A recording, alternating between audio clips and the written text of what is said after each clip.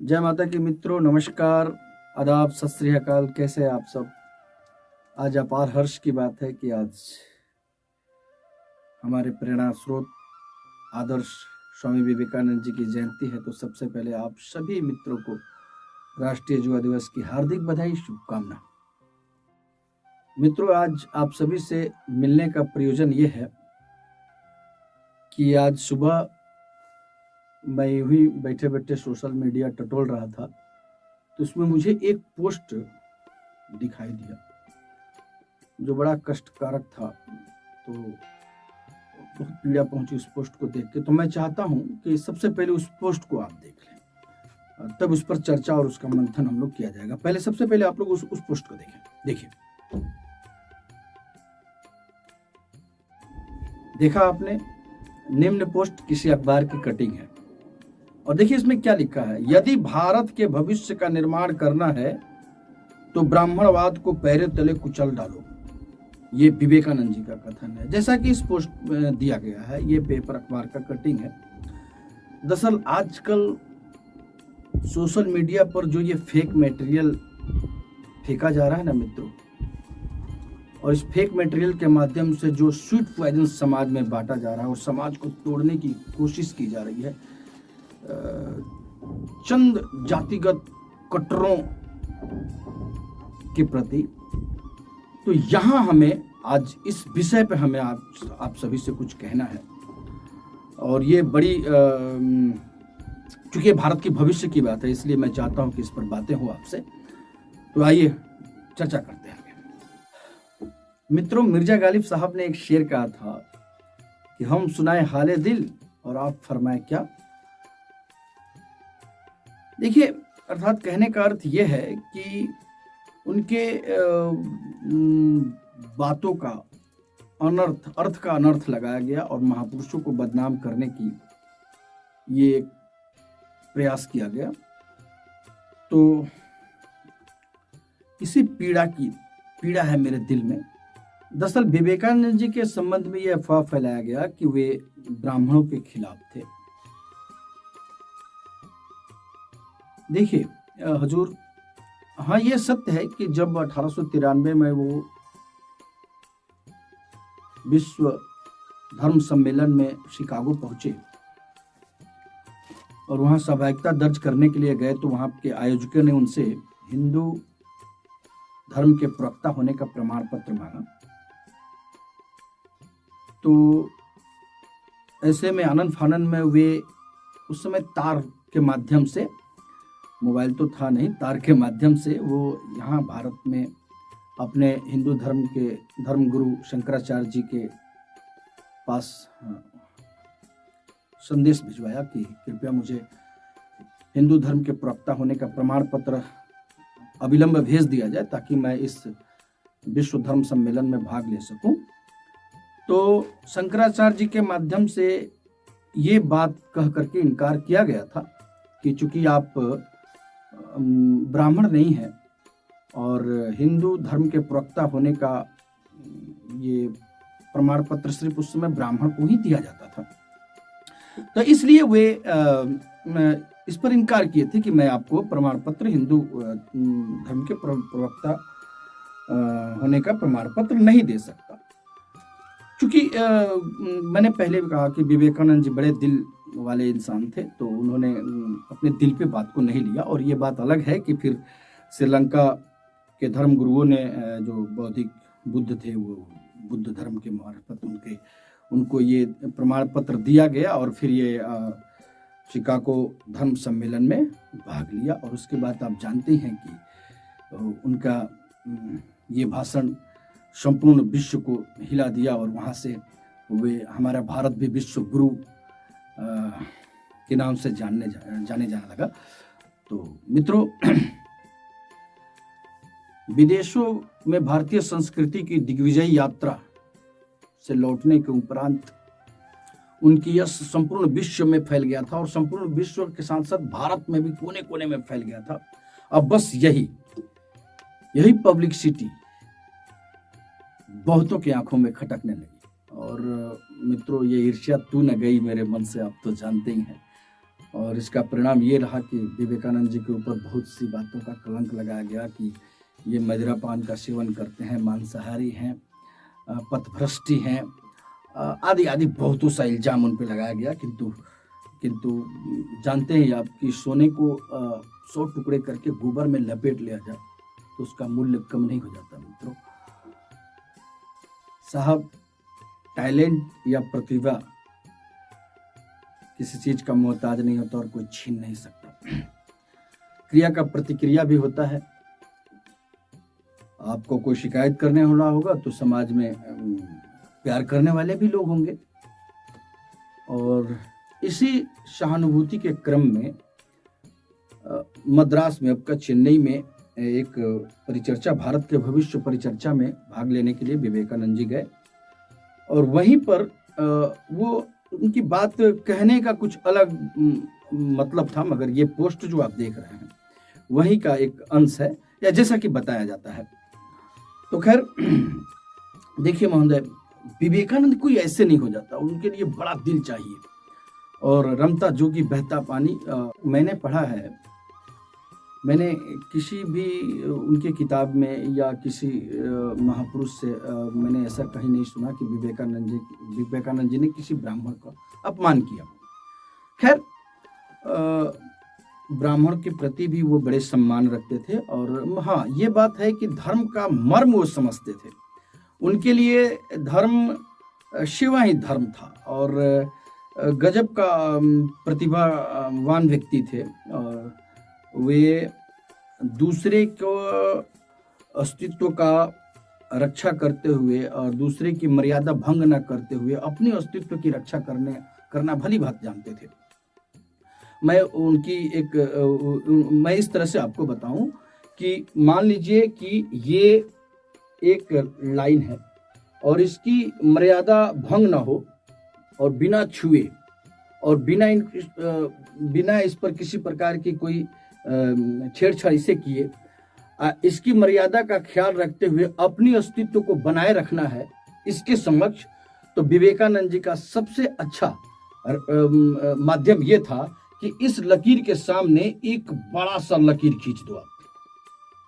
बस इस छोटी लकीर के सामने एक बड़ा सा आप लकीर आप खींच दोगे तो निश्चित ही इसको अपनी औकात का पता चलेगा।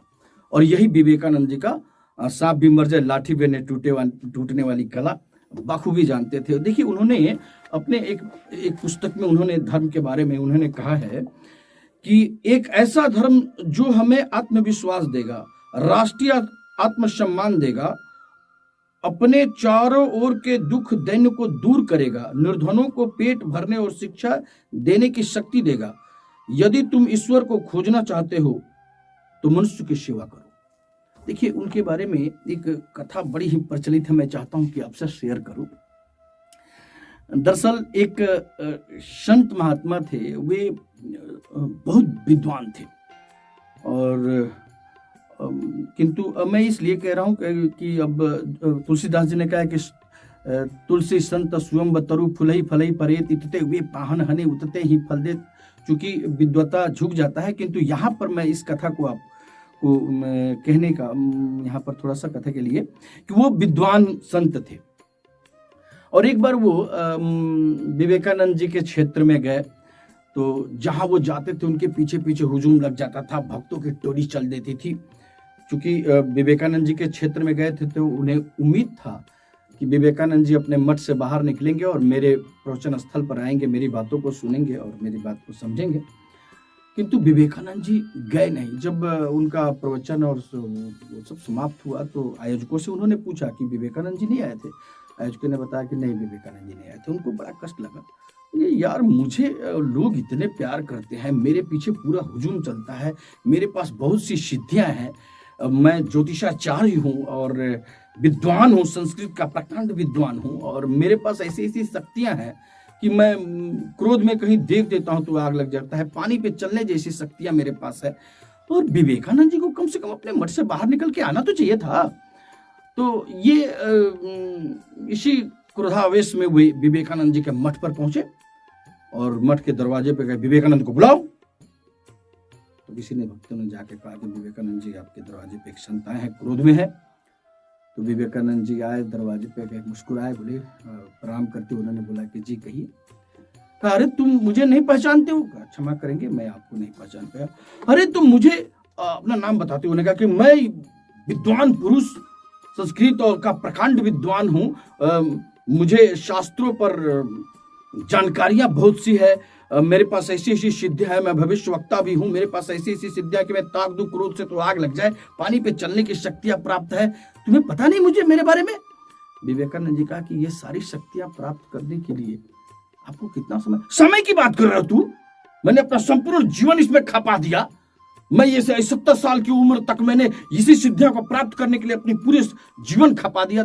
और विवेकानंद जी ने मुस्कुराते हुए कहा कि मान्यवर, ये मामूली सी शक्तियां और सिद्धियां प्राप्त करने के लिए आपने अपना अनमोल जीवन बिता दिया। अगर यही जीवन मानव सेवा के लिए लगा दिया होता तो इस मठ से एक विवेकानंद नहीं, सारा मठ का विवेकानंद आपके चरणों तले झुक गया होता। ये खूबी थी विवेकानंद जी में, ये विवेकानंद जी की पहचान है, ये धर्म का मर्म विवेकानंद जी का। एक शेर अर्ज है कि खुदी को कर इतना बुलंद कि हर तकदीर से पहले खुदा बंदे से पूछे बता तेरी रजा क्या है। दरअसल स्वामी जी अद्वैत और वेदांत, उपनिषद, वेद, पुराण आदि का इतना अध्ययन उन्होंने किया, संस्कृत व्याकरण आदि का इतना अध्ययन किया कि भारत के समस्त हिंदू धार्मिक ग्रंथों का प्रखंड पंडित हो गए। मैं ध्यान दीजिएगा, भारत के समस्त धार्मिक ग्रंथों के प्रकांड पंडित हो गए। देखिए एक जगह वहां से शिकागो से लौटने के बाद जब उनके ऊपर ब्राह्मण गणों के माध्यम से ये आरोप लगाया गया कि उस तरह का व्यक्ति है, उस तरह का व्यक्ति है, तो क्रिया का प्रतिक्रिया होता है। अन्य जाति जब उनका विरोध करने लगे ब्राह्मण लोगों का, तो देखिए किस तरह से एक जगह वो लिखते हैं, मैं आपको दिखाऊं। एक जगह वो लिखते हैं, देखिए उसमें लिखा है पुस्तक में कि शिकागो धर्म सम्मेलन में हिस्सा लेने हेतु प्रवक्ता का प्रमाण पत्र न देने पर जो समाज में ब्राह्मण गणों के प्रति रोष था, उस रोष को दूर करते हुए अन्य जातियों को प्रोत्साहित करते हुए कहते हैं, जब आप ब्राह्मण गणों के प्रति ईर्ष्या का भाव न रखते हुए ब्राह्मणों के समान ही ज्ञान संस्कार प्राप्त करने के लिए अपनी सारी शक्तियां लगा दोगे तो एक दिन तुम भी ब्राह्मण हो जाओगे। देखिए बात तभी तुम्हारा उद्देश्य सिद्ध होगा। तुम क्यों संस्कृत की पंडित नहीं बनते? क्यों नहीं संस्कृत पढ़ते? पढ़ो, उनके जैसा संस्कारी बनो, उनके जैसा आचरण रखो, तुम भी एक दिन ब्राह्मण हो जाओगे मेरी तरह। विवेकानंद जी की तरह। दरअसल मित्रों, विवेकानंद जी राष्ट्र के प्रति बहुत धार्मिक थे, बहुत धार्मिक थे। देखिए एक जगह वो लिखते हैं कि आगामी 50 वर्षों के लिए यह जननी जन्मभूमि भारत माता ही हमारी आराध्य देवी बन जाए, तब तक के लिए हमारे मस्तिष्क से व्यर्थ की देवी देवताओं को हट जाने में कुछ हानि नहीं है। अपना सारा ध्यान इसी भारत माँ में लगाओ, राष्ट्र प्रेमी बन जाओ। देखिए ये बहुत बड़ी बात उन्होंने कहा था। देखिए वीडियो भी बहुत लंबा हो रहा है। मैं आपसे बताऊं कि ये जो आजकल सारे राजनीतिक पार्टियां जो कह रही है ना कि भारत माता की जय, ये भी अप्रत्यक्ष तौर पे ही सही विवेकानंद जी का ही देन है। दरअसल एक सुब्रमण्यम भारती जी एक कवि हुए, उन्हीं का ये सबसे पहले साहित्य में भारत माँ का नाम उनके माध्यम से दिया गया था। क्योंकि उसके पहले भी एक नाटक हुआ था, फिर उसमें बंकम जी भी थे, तो उनके माध्यम से, मगर मैंने ये भारत माँ नाम प्रचलन सुब्रमण्यम भारती जी के ही माध्यम से हुआ था। किंतु वहाँ भी वे भी एक जगह बोलते हैं, एक जगह हमने पढ़ा था कि इसका भी प्रेरणा हमें निवेदिता से मिला था। निवेदिता विवेकानंद जी की शिष्या थी, सिस्टर निवेदिता जी से। और एक जगह मैंने निवेदिता जी के बारे में पढ़ा था कि निवेदिता जी एक जगह कह रही हैं कि मठ में विवेकानंद जी अक्सर राष्ट्र को भारत माँ कह के ही संबोधित करते थे। तो मेरे दोस्तों, आज का वीडियो का मात्र एक ही कारण है कि हिंदू मुस्लिम सिख ईसाई आपस में है, भाई भाई, हम बचपन से सुनते आ रहे हैं। तो आज राष्ट्रीय जुआ दिवस है और विवेकानंद जी का जयंती है, तो इस विवेकानंद जी की जयंती का सबसे अच्छा बात ये हो कि हम सभी भारतवासी एक हों, अपने देश की तरक्की के लिए लगे और जुआ जाग जाए। इसी बात के साथ मैं अपना वाणी विराम करता हूँ। जय भारत।